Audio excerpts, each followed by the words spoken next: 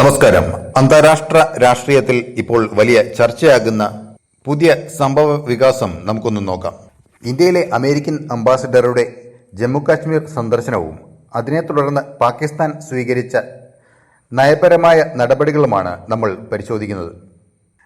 അമേരിക്കയുടെ ഇന്ത്യയിലെ അംബാസിഡറായ Sergio Gorr Jammu Kashmir സന്ദർശിച്ച വേളയിൽ ജമ്മുകാശ്മീരിന്റെ പദവിയെക്കുറിച്ച് നടത്തിയ പ്രസ്താവനകൾക്കെതിരെ പാകിസ്ഥാൻ കടുത്ത എതിർപ്പ് പ്രകടിപ്പിച്ചു.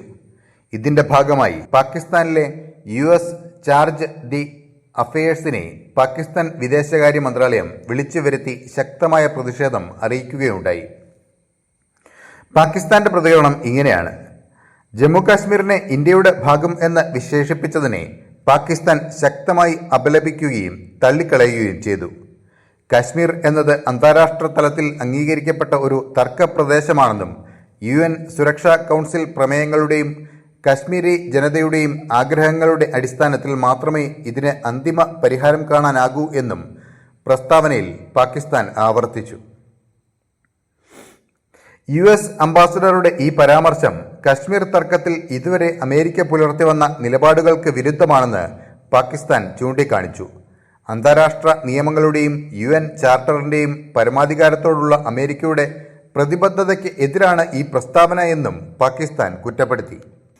എന്നാൽ മർക്ക ഇ ഹഖ് സംഭവങ്ങൾക്ക് ശേഷം ഇന്ത്യയും പാകിസ്ഥാനും തമ്മിലുള്ള കശ്മീർ തർക്കം പരിഹരിക്കാൻ ഇടപെടാമെന്ന പ്രസിഡന്റ് ഡൊണാൾഡ് ട്രംപിന്റെ വാഗ്ദാനത്തെ പാകിസ്ഥാൻ അഭിനന്ദിക്കുകയും ചെയ്തു.